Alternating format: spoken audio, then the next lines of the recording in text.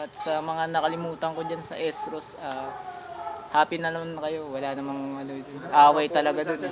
Tayo lang naman talaga dun. Tayo hindi tayo magkaka-level nun, pero yung antas ng lakas ko hindi nyo kinaya nun. Ako lang yung malakas nun. Ako yung naka-training nun ng 2 punch. Kaya yung ko nun, hard helmet. Binigyan agad ako. Binigyan agad ako ng Lil Tres code name. Tapos yung pinakita ko sila ng freestyle. Nilagyan ako ng parang cross. Pinagtripan ako ng karaig. Nilagyan ng cross yung likuran ko. Joseph? Oo, nilagyan niya ng marking tape. Saka si Carlo? Oo. Yung brown tape. Putik.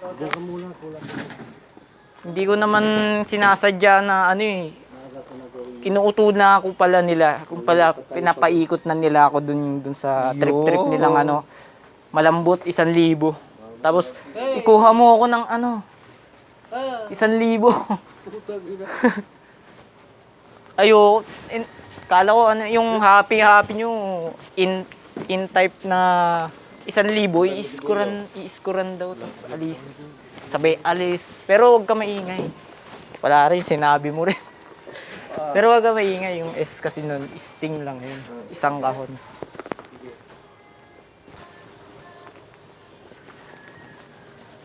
Kaya yung yung loob ko lang nun, kila nanay yun eh. Kasi si nanay ko, lumalaban, tsaka si papa ko.